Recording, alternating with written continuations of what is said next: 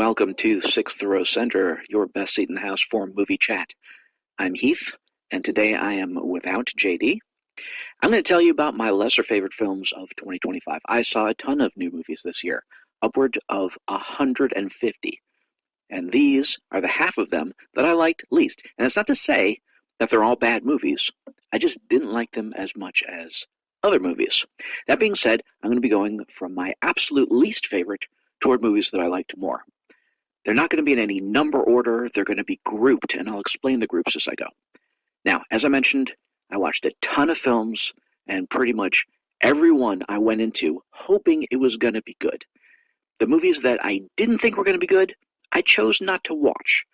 So a lot of big movies might not be on this list because I just had no desire to see them. Movies like the Wicked sequel or a Minecraft movie or Avatar, Fire and Ash. In fact, I chose not to see, at least not yet, 6 of the top 10 grossing movies of the year, which should tell you what I think about the tastes of the paying public.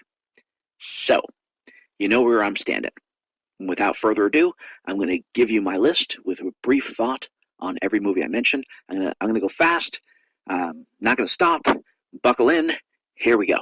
The first group of films are the movies that are just plain bad. There's really not much redeeming any of them. We start with the worst movie I saw this entire year. It was called Hurry Up Tomorrow.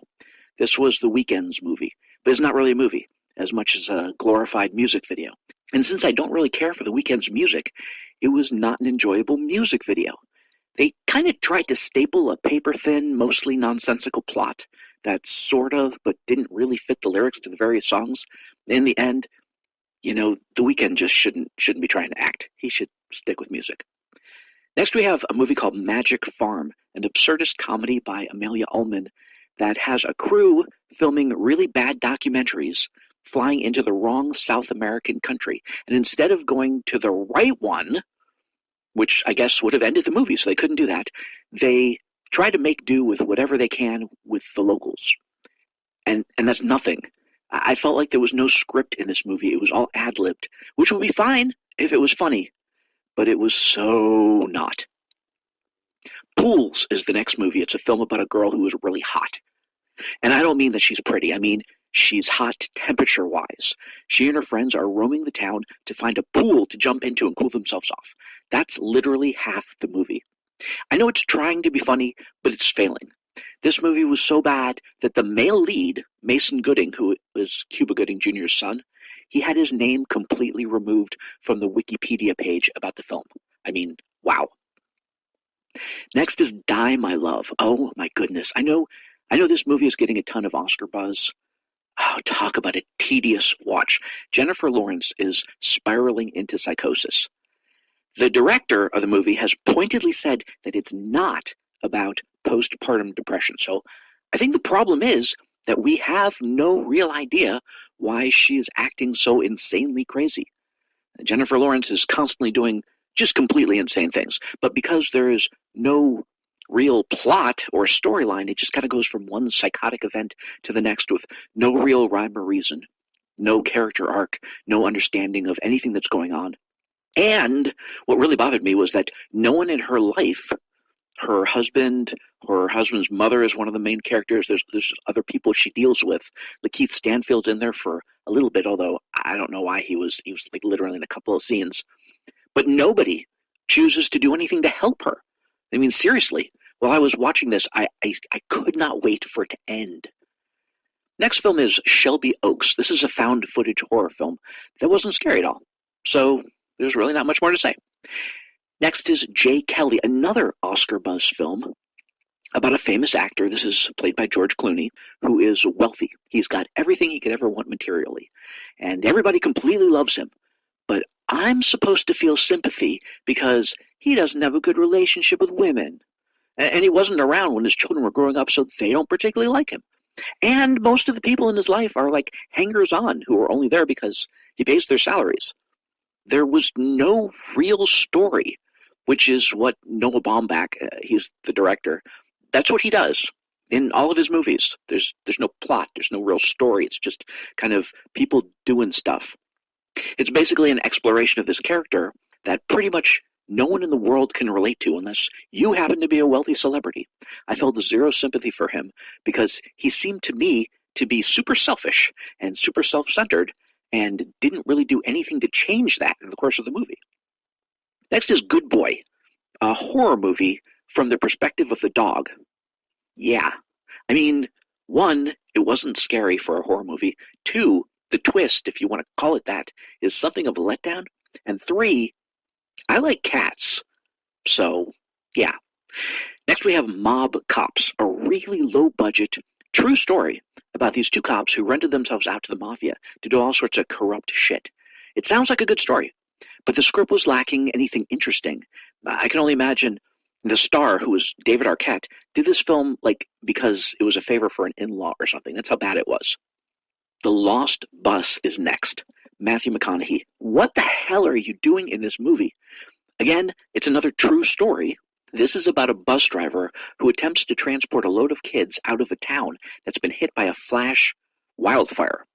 But he accidentally gets lost, and he drives further into the fire. So there's flames all over, the temperature's rising, it's smoky, there's smoke inhalation, the kids are terrified. So what does our hero do? He drives out of the flames. And that's it. That's the whole movie. Just because something dramatic happens in real life doesn't necessarily mean it makes an entertaining movie. Next movie we have is called Descendant. This is a really low-budget alien abduction movie where the premise is basically, did he get abducted or didn't he get abducted? You never find out, and you just keep waiting for something to happen until the credits roll. And we have finished. We've finished my least favorite movies, the group of movies that were just awful, and we've come to the next batch. These are movies that are slightly better. This is kind of a downer, because all the movies are really crappy so far, but trust me, they get better. This next batch, they're not good movies, but they're not nearly as bad. These films had potential, but there was something about them that was just too much to overlook, and that's why they got such bad grades. And we're going to start with The Ritual, Al Pacino doing The Exorcist. I mean, why? The only reason to make this movie at all is, of course, it's becoming a theme. This was another movie that was based on a true story, but even Al Pacino couldn't save this. It wasn't painfully bad like the movies in the previous batch, but it wasn't good. Next is The Mastermind. I'm going to stop right now and say something about movies with no plots. I don't like them, and they seem to be becoming more and more prevalent lately. It's like, it's a great idea, yeah, and here's the idea. This slacker guy figures out a way to steal some valuable paintings from a museum. That's cool. It's an interesting idea. So what happens next? Because that's the plot. Nothing. He wanders around. He goes on the run because the police are after him. He continues going on the run. He continues wandering around. He loses the paintings. And then eventually he gets arrested for something completely unrelated. You're probably wondering, why wasn't this movie in the bad category? Well, there was something like a train wreck quality where you just can't look away and you want to see it. You want to see the grisly aftermath. But just like a real train wreck, it's probably better to avoid it. Next is The Man in My Basement, based on a book by Walter Mosley that I read and enjoyed. I'm amazed that Mosley also wrote the script because it was very different from the book. They turned it into, the movie was this kind of racial thing, which it wasn't like that in the book. And what I liked about the book was this psychological dynamic between the man who owned the house and the man who's paying this guy to be caged in his basement for like 6 months or something. There was a lot going on between these two characters, and it bled into the guy who owned the home. It bled into his life in really interesting ways. Either that didn't translate, or Mosley and director Nadia Latif just didn't want to make that movie that the book was about, and so they made this one instead. Next movie on the list is called Alpha. This was a French horror film. This really had a great setup. It has parallel storylines dealing with a female doctor during an epidemic where people are turning into marble and then kind of like crumbling to death. Her brother is one of these diseased people, and the story kind of revolves around her helping him to try to figure out how to solve this disease, and also her worrying about her daughter might have this disease as well. Unfortunately, it was really confusing with the two parallel storylines. I couldn't always tell when they were in the past or when they were in the present. It was so confusing that it kind of makes you lose the story. It's too bad because it really was a good idea. You Are Cordially Invited is the next movie. And I mean, this is a Will Ferrell movie, so if you like his stuff, he's kind of hit or miss for me. It takes place at a wedding, and so it's kind of wedding humor, but it's like low-hanging fruit wedding humor. There's a lot that I really didn't find funny, but there were a few laughs. I mean, I didn't like this movie, but it wasn't terrible. And you could sort of say the same thing about The Summer of '69, except that at the beginning, I totally laughed out loud. I mean, the first 5 to 10 minutes were really funny, and I liked the premise. I remember about 10 minutes into this movie going, yeah, okay, this is going to be great.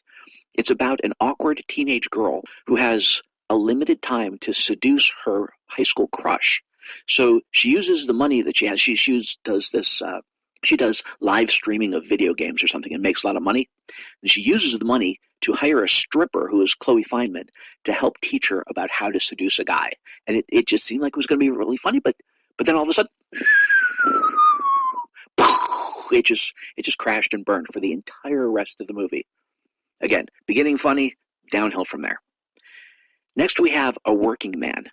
This was a Jason Statham action flick, just like every other Jason Statham action flick. Some of them are decent, some of them are not so decent. This was the latter. Next movie we have is called If I Had Legs, I'd Kick You. This is another movie that's getting a bunch of Oscar buzz for Rose Byrne's portrayal of a woman spiraling into a nervous breakdown, just like Jennifer Lawrence in Die, My Love. There's a lot of symbolism. There's this giant hole in her ceiling that's forcing her and her daughter to stay in a motel while her husband, who is Christian Slater, is away on business. And the hole is very symbolic of this spiraling descent that she's going down. The daughter, by the way, is a very young daughter. She has some sort of eating disorder and has to use a feeding tube. And this is also very symbolic of what the mother's going through. In fact, a lot of what Rose Byrne's character's craziness is, I think, over the guilt she feels about not being a good mother, which in her eyes is the reason why her daughter is having these difficulties. I think my problem with the movie was that nothing happens. Nothing really happens. There are a lot of scenes with Rose Byrne trying to get her daughter to eat, and the little girl is just whining and refusing. And I know I'm a horrible person, but I guess I didn't feel much compassion for any of these characters, even though I know I'm supposed to, right? But it didn't allow me to sympathize with her plight. And in the end, I was really frustrated by this film because there were scenes that I really liked, especially when she goes to her psychiatrist. Her psychiatrist is Conan O'Brien. Those were definitely the funniest of scenes. And then there's a whole subplot with she's a psychiatrist as well, and she's dealing with this woman who just abandons her child and her husband. In fact, leaves her baby with Rose Byrne just one day, just walks out. But for me, it was something of a tedious watch. Next on the list is The Accountant 2. Now, I saw The Accountant 1, and it was basically one of those fairly decent Jason Statham action films, only this one was with Ben Affleck. But they got everything they could out of the storyline, which was featuring a somewhat autistic accountant who was also a hitman in the first movie. But there was nothing left for them to do in the second movie, so it became one of those not really decent Jason Statham action movies, only with Ben Affleck. The Fountain of Youth is next. I normally really like Guy Ritchie movies, but not this one. It was just silly to the point of ridiculous action adventure that just had a bit too much of a huge bullshit factor. And while I normally love John Krasinski and Natalie Portman, their way too cutesy banter made me want to vomit. But despite this, it did have some good action sequences. There were good actors. It was directed by Guy Ritchie. It wasn't horrible, but it definitely wasn't good. The live-action Snow White. Okay, I'm going to talk about the live-action Snow White. This wasn't a good movie. But to be honest, it wasn't nearly as bad as some people made it out to be. I know the changes they made were awful. A lot of them were cringy. The dwarves were really creepy. But if you think of this as a movie that has nothing to do with Snow White, I'm not saying you're going to like it, but you wouldn't go crazy hating it. It got some serious hate online, I saw. And as a side note, after watching it, I immediately watched the original in an attempt to clean my brain. And you know what? This is probably going to anger a lot of people, but I liked the original even less. This was a movie for young children, and I'm talking young. I'm like 4 or 5 year olds. An adult could not watch the. Well, maybe I'm not really an adult, but I watched this movie and I can't imagine how anyone could enjoy or appreciate it. I realize the story of Snow White is very timeless, but it's not a movie that I would ever want to see again. Next, we have Superman. Now, I'm not a huge fan of Superman. I always liked the Christopher Reeves movies, but I was never big into it.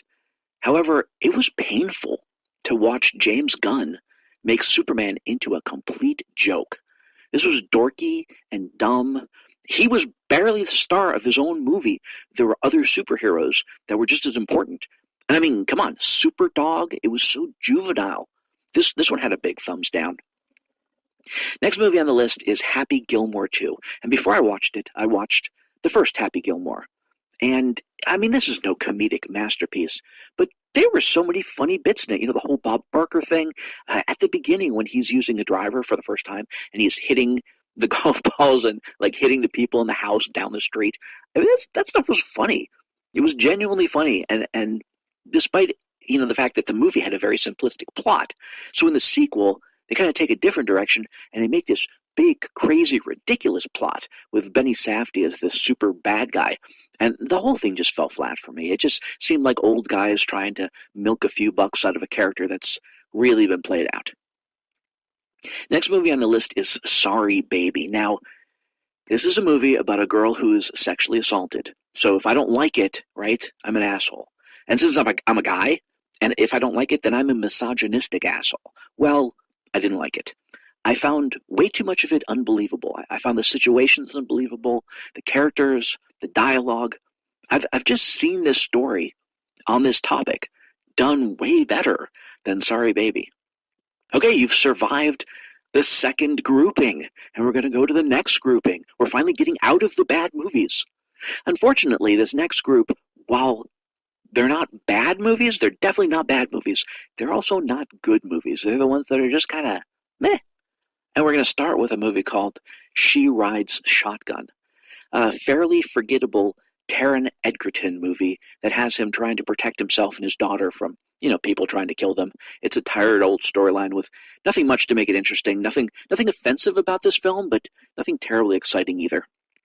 Next we have The Last Rodeo. Talk about formulaic. A bull rider whose body is all busted up from previous bull rides. He needs to come out of retirement one last time and win the rodeo so that he can make money for get this, to pay for his grandson's brain tumor surgery.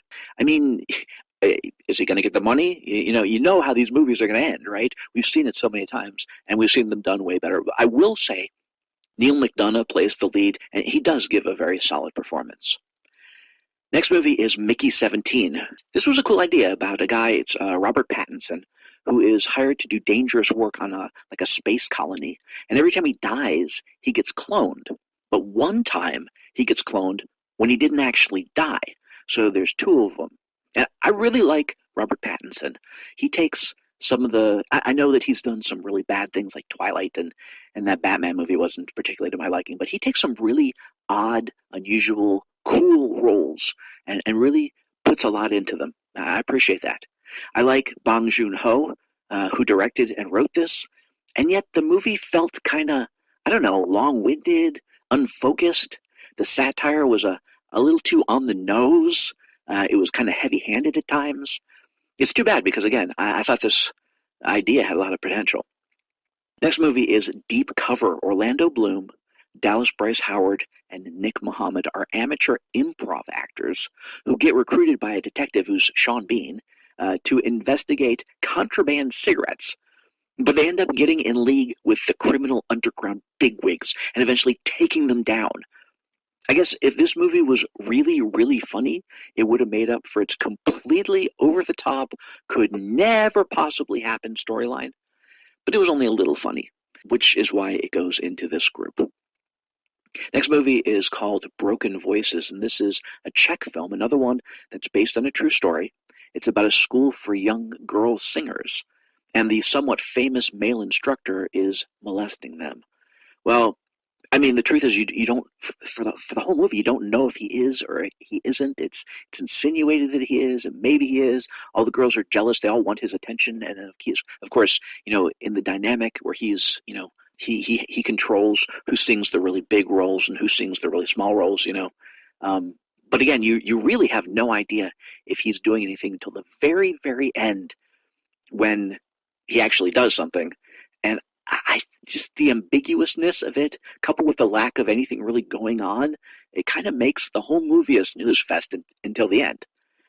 Next movie is called Urchin, and it's a story of a young man played by Frank Delane, who is the son of Stannis Baratheon's Stephen Delane, which is ridiculous because Stephen Delane has done a lot of really great movies, but I'm sure everybody knows him only because of Game of Thrones. Anyway, Frank Delane plays a sometimes violent drug addict who can't seem to get out of his own way. I know people are praising the performance and the story, but the fact that the character has absolutely no arc, it's a huge stumbling block for me. Seeing someone just make the same mistakes over and over and just doesn't change, not from the beginning to all the way to the end. The movie has a really surreal and symbolic ending. I'm not going to spoil it for you. But for me, it just fell flat because by the time the end had come along, I had no sympathy for the main character. Next movie is called Back in Action. Jamie Foxx, Cameron Diaz, husband and wife spy team that's been out of the business for a really long time, and they're forced to get back into the game. These two stars have more than enough charisma to carry a picture like this, but beyond that, there's just not much going on here. It was so-so at best. Next one is The Gorge. And here's a story that's a really good idea. It's Miles Teller and Anya Taylor-Joy. They play a Russian and an American soldier, respectively, who are stationed on opposite sides of a gorge with something down in the bottom of it that both of the governments are trying to prevent from getting out. And the two, while they can't communicate directly, they find ways to start up a friendship. And then, of course, they have to team up to take out whatever is down in the gorge. This will be a theme as the movies continue. We're going to see it a bunch. It's a really cool beginning that when you finally discover what's going on in the end, it's a disappointment. Yeah, we're going to see a lot of that from here on out. Next movie is called The Old Guard 2. And right before I watched The Old Guard 2, I watched The Old Guard 1. And like The Accountant, it was a fairly decent Jason Statham movie, only this one was with Charlize Theron. And just like The Accountant 2, The Old Guard 2 was a less decent Jason Statham movie, except that it wasn't only Charlize Theron, it was also Uma Thurman, which made it at least watchable. I mean, you just wanted to get to the end because you wanted to see the big fight between these two women. So we're going to create a third category. It's called the halfway decent Jason Statham movie.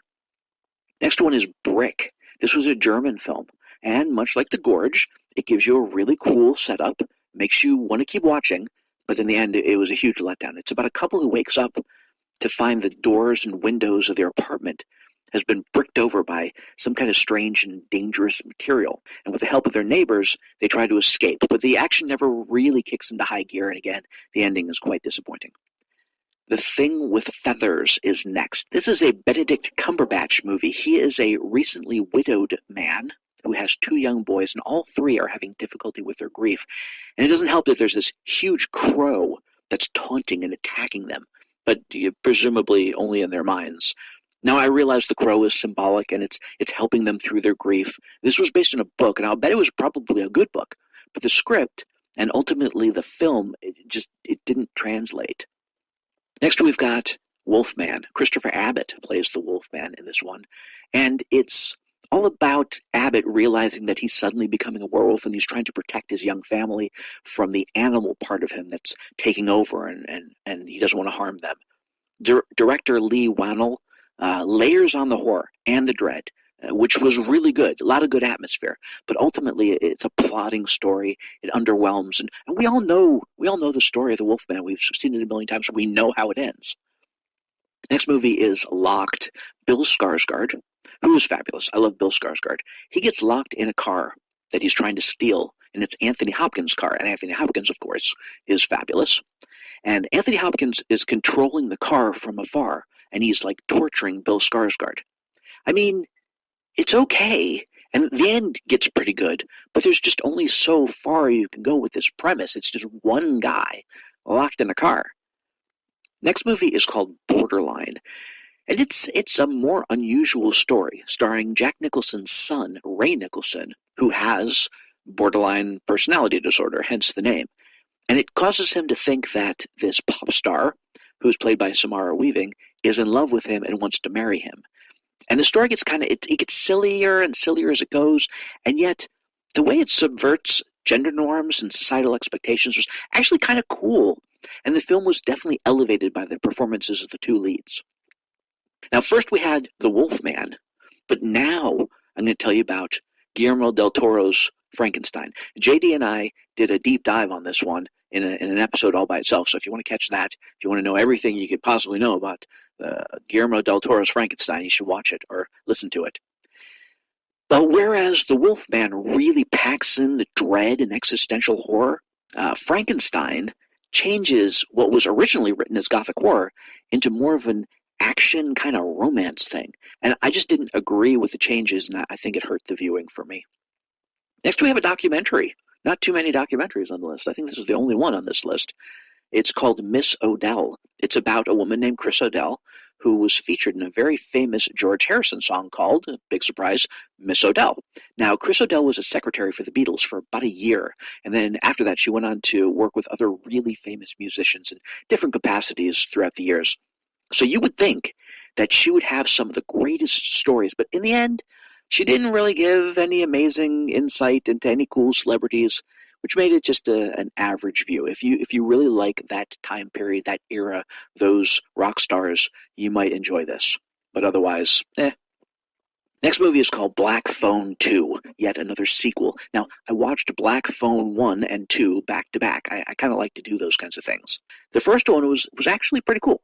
Once again, you're introduced to a mystery. You really don't know what's going on, but instead of a letdown, you discover what's happening, and it's better than a letdown. It's not a total letdown. It wasn't great, but it was a pretty good idea for a story. So the sequel, you already know that from the first movie. So they kind of try to repackage it as something new, but it was really just a pale shadow of the original one. Next comes yet another sequel. This one is Spinal Tap 2, The End Continues. And I'm going to say something sacrilegious. That while the first Spinal Tap absolutely had some comic gold in it, overall, the movie was just so-so. And the second one was right on par with that first one, except minus the comic gold. So, yeah. Next one up is called The Woman in the Yard. Yet another one that it intrigues you, only to let you down in the end. Now, I really like Danielle Detweiler, and she's good in this. But this one is really only as good as what it's trying to say. And it's the thing you discover in the end, which, as I mentioned, is kind of disappointing what it's trying to say. So that is the next category. And now we're up to our fourth category. We're moving up this list. We had the really bad movies. We had the mostly bad movies. We have the movies that are just eh. And then we've got the movies that are better than eh. They're okay. These movies are just okay. And we're going to start with House of Dynamite. Now, this movie had a really great beginning. It's a nuclear strike on America, and we get to watch in real time how the government and the military handle this. It's very gripping. But then, just as the missile may or may not strike Chicago, we go back to the beginning and we watch the whole thing again from the POV of different characters. Now, by doing this, we learn a little more than we did in seeing it the first time, but not really that much more. And then, when they go back and do it for a third time, that just lost me. And you never do find out if the missile strikes. I mean, come on. The beginning was really good, but it didn't make up for the rest of the movie. Next comes a film called Eeny Meeny. It's Samara Weaving again, and she's really good as this girl who's trapped by evil mobster Andy Garcia into doing this one last heist to save her slimy boyfriend, who's played by Carl Gloss, who really is good at the slimy boyfriend role. This was a clever one. It definitely had its moments, though at times it was maybe a little too clever for its own good. It was very uneven, but it was not a bad movie. We're coming up to the next one. It's called Dead of Winter. Emma Thompson, in the frozen wilderness, discovers a young girl that's been taken prisoner by this evil couple, which is Judy Greer doing an excellent turn as a bad guy, and her somewhat hapless husband, Mark Menchaca. Again, all the movies in this section have some really cool things going on, and Emma Thompson is great as the older woman surviving on her wits. But Judy Greer, I mean, she gives just a great performance. But unfortunately, the material she's got to work with. Yeah, at one point, she's trying to cut the liver out of this girl that she kidnapped and box it up to bring it to a shady doctor because she needs a liver transplant. I mean, it's just silly. It's silly. And the end battle between these two older women in a medical tent out in on a frozen lake is wacky. Again, there were things that were enjoyable about this movie. It keeps the suspense up until it just kind of goes overboard. Next one's called Eternity. This one, it had all the elements of a great comedy. So Elizabeth Olsen and Miles Teller are an old couple. They've been married for over 65 years. Miles Teller dies, and he goes to this staging area in heaven where the dead congregate, and they get to choose the eternity that they want. But once you choose, you go there forever. You're gone forever. You're in that eternity for eternity. Also, when you die, you become the age you were at the happiest. So all these people, they show up there, they're usually much younger. But Miles Teller, who dies, he doesn't want to choose. He wants to wait for his wife to die so that they can choose together, because he's worried that if he goes somewhere, she dies eventually, and then she's going to choose a different eternity because she doesn't know where he went. So what he does is he illegally stays in this staging area, but it's okay because Elizabeth Olsen dies soon thereafter, so they can spend eternity together, except, unbeknownst to both of them, her first husband, who died 70 years ago in World War II. They'd only known each other for a little while. They got married, he went off to war, and then he gets killed in the war. Well, he's been waiting in this staging area for 70 years, and he's like totally Mr. Perfect. He's gorgeous, and he's awesome in every way. And it creates this really funny love triangle, and Elizabeth Olsen has to decide between the two. You know, I don't know why this movie wasn't funny, and I don't know why it wasn't romantic, and it wasn't touching, and it wasn't poignant. I mean, because it should have been. It, like I said, it had all the elements. It wasn't enjoyable. It was, but it just wasn't. It wasn't that good, and it seemed like it could have been so much better. Next movie is called Novocaine, and this is Jack Quaid. Jack Quaid is Dennis Quaid and Meg Ryan's son, and I really like Jack Quaid in a lot of things I've seen him in. In this one, he plays a guy who has a medical condition that doesn't allow him to feel pain, and hilarity ensues. It's really just a one-gag movie, and while the gag is funny at times, it's just not enough to supplement an entire film. Opus is the next film. It's a good idea. I like this idea. It's about a few people who are invited to a creepy commune to hear pop star, the pop star was John Malkovich, his new album, after he had completely disappeared for the last 35 years. Only things aren't what they seem at the commune. I think my biggest issue with this movie, aside from not making good on its interesting premise, is Ayo Edebiri. You know, I've seen her in a few things. She always plays the exact same character, and I just plain don't like that character. You know, I hated that TV show she was in called The Bear, but at least she fit in there because I hated all the characters on that show. They were all incredibly annoying. But in movies that I've seen her in, you know, surrounded by good characters, her playing the same exact thing every time, it really sticks out, and I don't like it. Next one's called One of These Days, about two women who need to come up with a bunch of money or they lose their apartment. Maybe it's possible that I didn't appreciate the humor because I'm clearly not the demographic, but I didn't find it very funny, this buddy girl comedy. On the other hand, I could watch Keke Palmer, who's one of the girls, and not be funny, and that's still worth seeing because I really like her, so there's that. Until Dawn goes into the file of movies that have great starts, but then when the mystery is solved, it's a letdown. This is about a group of youngsters. They're looking for a missing friend. It's actually one of them, it's her sister, but the rest of them it's her friend. And they enter this creepy spot where they're all killed off one by one. However, when the last one dies, the day starts again, and they all get killed over and over again until they figure out how to escape. It was a really cool idea. It was a fun beginning, and it just kind of, it fizzled by the end. Next movie is Thunderbolts. I mean, it's just another Marvel movie. They're all basically the same at this point, am I right? A decent Jason Statham action film, only with superheroes. Right? Am I right? The next movie after that, Captain America, Brave New World. I could repeat exactly what I said about the Thunderbolts, word for word, right? Am I right? Yeah, I'm right. Next movie we got on here is Smashing Machine. It's another one with a lot of Oscar buzz. This one because of The Rock's performance. I mean, it was okay. I think it's just that we've seen The Rock in 50 movies, and in every single one of those movies, he plays The Rock. When he actually portrays another character, people totally freak out. I mean, the character he's playing was based on a real MMA fighter, Mark Kerr. He didn't really show much emotion, which was right for the character, but The Rock didn't have to show any real range to play this character. I actually thought Emily Blunt, as the psychotic wife, had much more dynamic performance. But anyway, the movie was just okay. I've mentioned that I'm not much for films with no plots, and that's what you get with most biographies. They're just kind of moments in a person's life with no real traditional storyline. A big, bold, beautiful journey is next. Colin Farrell and Margot Robbie in a romantic fantasy type story. It was high concept, and I found myself really wanting it to be good as I watched, and it didn't live up to my desire. The two of them are forced to share a car that's led by this magical GPS that leads them into past moments of their lives so that they can get to know each other in the hopes that they fall in love. It's a really great idea, but not the best execution. I couldn't help thinking as I was watching it how the story could have been fixed. Maybe I'm going to have to write my own version of it someday. That'll be much better.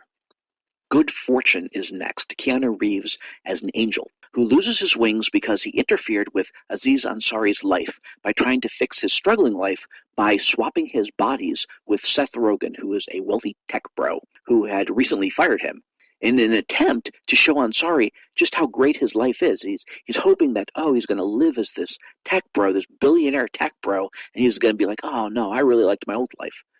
Well, that backfires because, of course, the dude's happier being the tech bro, and hilarity ensues. It's an okay idea, except all the jokes are somewhat predictable. The storyline is predictable. It's very obvious. On the other hand, Ansari's love interest in the movie is Keke Palmer, who's hot. So, yeah. Next movie up is The Alto Knights. This is yet another, a true story about the feud between mafia dons and longtime friends, Vito Genovese and Frank Costello, with Robert De Niro playing both roles.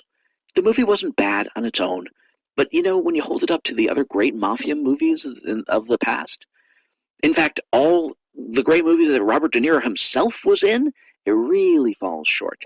There was no edge to this movie, which I think you need in that genre.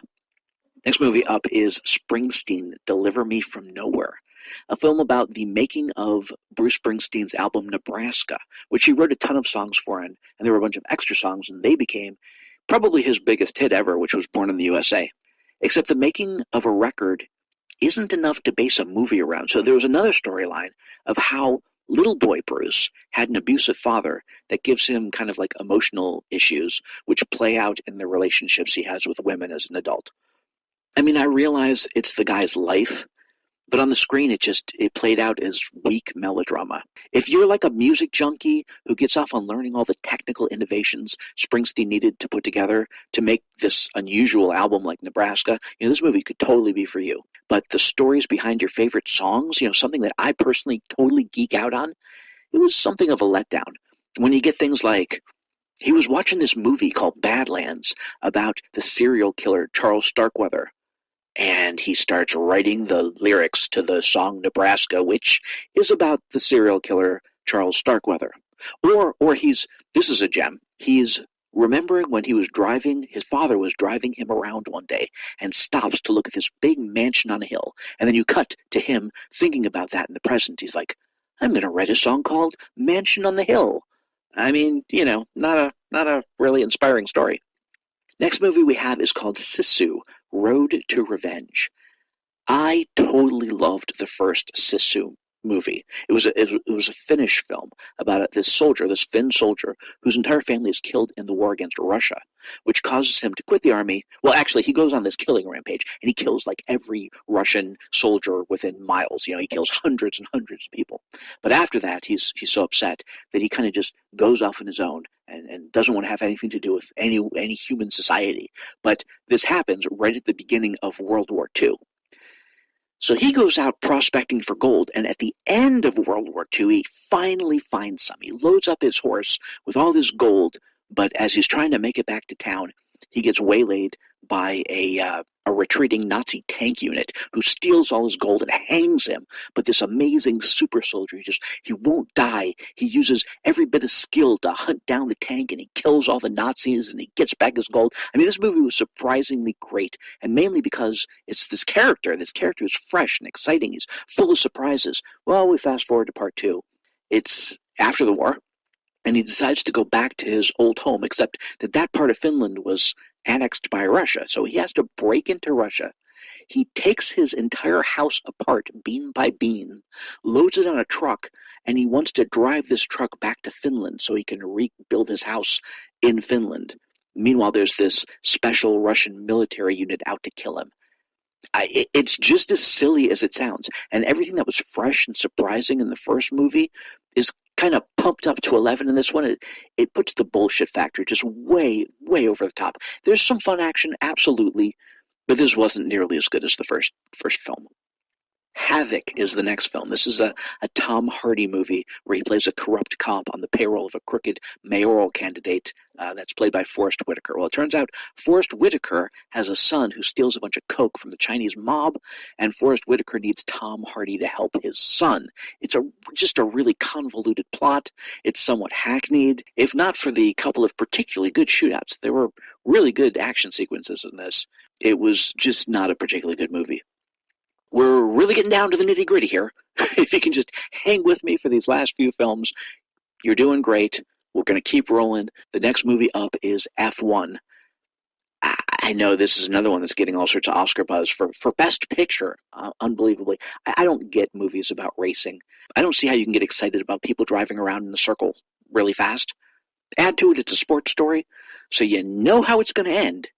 I mean, what can I say? Brad Pitt can make you enjoy something like this. Though I do realize I'm in the minority, as someone who thought this film was just average as opposed to great. But what I did like about it were the performances. You know, Brad Pitt and Damson Idris as the drivers. I'm a huge Carrie Condon fan. She was great. I really liked Javier Bardem, and especially Tobias Menzies as the slimy bad guy. And that's what lifted this film as high as it did, which wasn't terribly high for me, because the story certainly I found nothing interesting about. Next film is called Dangerous Animals, and this is a fun little Australian romp about a psycho serial killer played with gusto by Hai Courtney, who kidnaps people, ties them up, and lowers them from his boat into shark-infested waters so they can film the sharks eating them. It's just as wacky as you think. And of course, predictably, he kidnaps the wrong hot chick who is able to escape and stop him. It's harmless, gory fun. Next up, we have Nouvelle Vague. This is a movie about the making of Jean-Luc Godard's 60s French New Wave classic, Breathless. Unfortunately, I'm not really a big fan of French New Wave. There was some great stuff in this movie, though, which was shot wonderfully by Richard Linklater. If you really loved Breathless, you're probably going to love this movie. I thought the biggest fault it had in it was trying to show Godard's crazy filming style. So the movie tracks every one of the 23 days of the shoot, and for me, it just got really, really repetitive. Next one up is called The Electric State, and I loved the beginning of this. It's another one. Love the beginning. It creates this really interesting world where AI machines had a war with humans and lost because human technology had allowed people to upload their consciousness into drone robots, and these robots could fight against the AI machines. However, after the war, this same technology is allowing bad guy Stanley Tucci and his murderous robot drone henchman, Giancarlo Esposito, to control much of society. It's way cool. But the way they developed the story of the humans, led by Chris Pratt and Millie Bobby Brown, to fight back is it's very poorly executed. It was a really long movie, and by the end it's just dragging. And again, it's one of those things where you know how it's going to end. The end was something of a letdown. Next we have Warfare. This is another one with Oscar buzz, and another one that is based on true story. Alex Garland is really hit or miss for me. Sometimes I just hate his movies, and sometimes they're pretty damn good. But this had something that I always hate. It's a movie without a plot. People love this because it shows a really realistic display of warfare. And if that's all you need, In lieu of a story, you're probably going to love this. I won't deny that the action is great, but I mean, truthfully, I could barely tell one soldier from the other. That's how little the characters mattered in this story. It's about a unit that gets trapped in a house, and then they have to make it about 20 yards out front of the house to the tank that comes to pick them up to rescue them while the enemy is, firing at them. That's just not enough to make this anything more than a 2-hour action sequence, which is exactly what it is. Again, I realize this is based on true events, but that doesn't make it enough to take it out of my poor movies of 2025 and put it on my other list, which is the better movies of 2025. The next movie up is called The Amateur. There's something I just don't like about Rami Malek. Maybe it's because I'm an enormous Queen fan and I really hated his portrayal of Freddie Mercury. He has this delivery. I don't know how else to put it. That he does this with every single character I've seen him play, and I don't care for it. He's believable as like a socially awkward CIA cryptographer, I guess. But when his civilian wife is murdered by international arms dealers, I'm supposed to believe that he's going to be able to blackmail the CIA into giving him special training so that he can hunt down and kill all the people involved.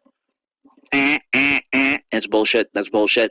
And yet, even though the plot gets more and more convoluted as it goes, I have to admit, it was fun to watch him perpetrate these super involved murders and then get away with them, as well as take down the American agents that, it turns out, were behind the whole thing. Next movie we have is called Drop.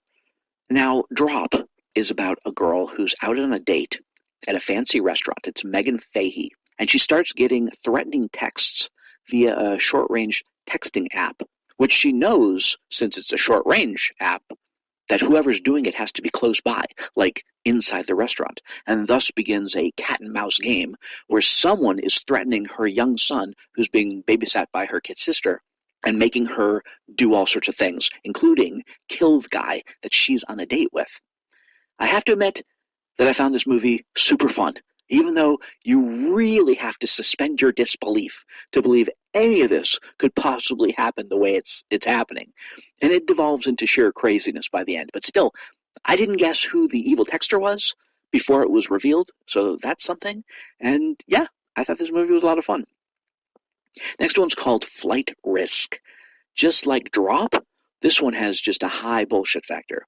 And just like Drop, it's a lot of fun. Marky Mark is a psychopathic hitman pilot assigned to murder the always funny Topher Grace, who himself is a criminal, being escorted by U.S. Marshal Michelle Dockery from Alaska to New York so that he can testify against the mafia. As totally silly as it gets with impossible gunfights and fistfights on planes that are taking, straight down nosedives, Dockery, who has no piloting experience, being able to successfully be guided to land the plane. Just everything's crazy, but why does it work? I'll tell you why it works. It's because Mel Gibson directs this. And I swear, people might not like him because, maybe he's a racist, but damn, is he a good director. I challenge you to look at any of the 6 films that he's directed and find any fault with them. And while we're talking about Mel Gibson's directing making an implausible movie fun to watch, let's talk about his acting making a somewhat implausible movie wonderful to watch. This one's called Hunting Season, where a nigh 70-year-old Mel Gibson plays the proverbial rugged loner with a shadowy past, called on to protect his daughter because they discover this innocent woman who's accidentally involved in a drug deal gone bad, and the drug dealers are trying to kill her. So she's staying with the family, him and his young daughter, and he has to protect the both of them. Of course, action hero Mel Gibson takes them all out, including the corrupt cops who are helping them. It's a tired old trope, except that Mel Gibson is really charismatic, even at 70, and he somehow makes it work. Unfortunately, the one thing that he can't control is the villain, who is so clownishly over-the-top evil, it takes a little bit away from the menace needed for the character. But otherwise, this was just a fun movie. We're down to the last couple here. The next movie up is The Running Man. Okay, will they just please not change Stephen King stories and leave them the way they were written in the book when they try to adapt them? Can they, pretty please with sugar on top. They're always better if they just leave them the way they were originally written. This story, The Running Man, was a dark, dystopian thriller. And Edgar Wright, I love Edgar Wright. Who doesn't love Edgar Wright? But he takes this one and changes it to a sci-fi action comedy. And no, no, no, that's not The Running Man. That being said, it is a fun ride. Glenn Powell is good. Michael Cera and Coleman Domingo are especially good. And Josh Brolin is even better. It's mostly fast-paced, so you don't have a chance to get bored or to think about how inferior it is to the book, until after the movie's over, and then you absolutely think of those things. All right, we're at the last movie that I'm going to talk about. Congratulations, you made it all the way to the end. And this one is another Oscar buzz film that I don't understand why everybody loves it so much. I mean, it's definitely not a bad movie, as I've said, but Train Dreams is beautifully shot. It's a beautifully shot film by Clint Bentley about the life of this guy, played by Joel Edgerton, who lives primarily on the outskirts of society. This was based on a book, and I'll bet that book was great. But like most biographies, instead of developing a plot, they simply show you moments of a person's life. And this person, as marvelously portrayed as he is, has zero character arc. He is the exact same guy throughout his entire life.